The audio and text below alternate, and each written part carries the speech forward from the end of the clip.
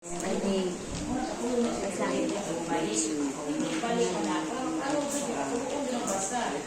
So, before you read, did you notice that did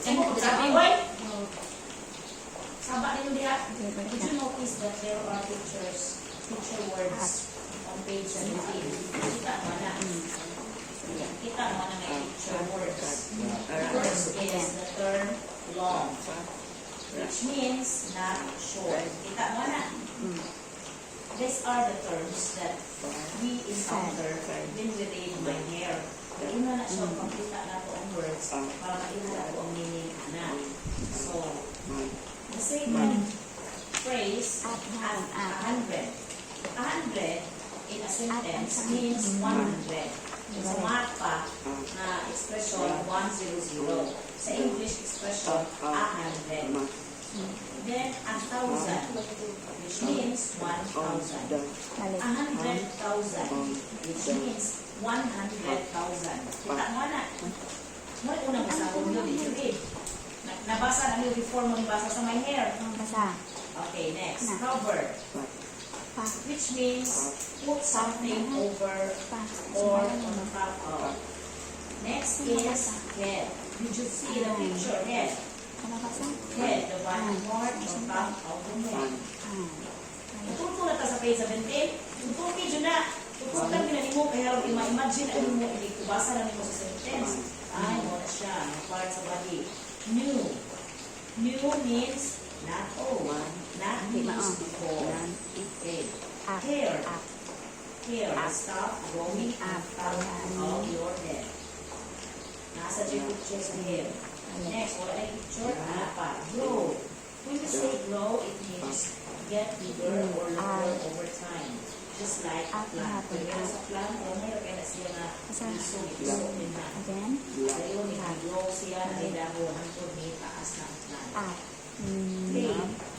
Take its place. Kung sa may phrase na take its place, it means another one or thing will be where it was before. Another thing or another one will be where it was before. Then the word each equals everyone. So the word each means kada usap. Tiny, which means very small. Then whole. Whole. Gusto mo na mga dots din na. Sundo ka sa buka na whole. Sa picture ay dots. Nawala. Nawala. Which means, sama na siya whole. In vernacular, it means, sama na whole. Na H-O-L-E. Kita mo sa bibasa na whole, H-O-L-E? Saan? Asa na ikan, sama na siya whole. O, kanang mga banang. Nabay whole ang skin. Ano din bigaan sa kumalahibo, di ba? Na ay mga tiny holes. Whole. Whole means an empty place in a solid surface. Skin, klaro kayo ang skin, di na kasi going din na ang panit.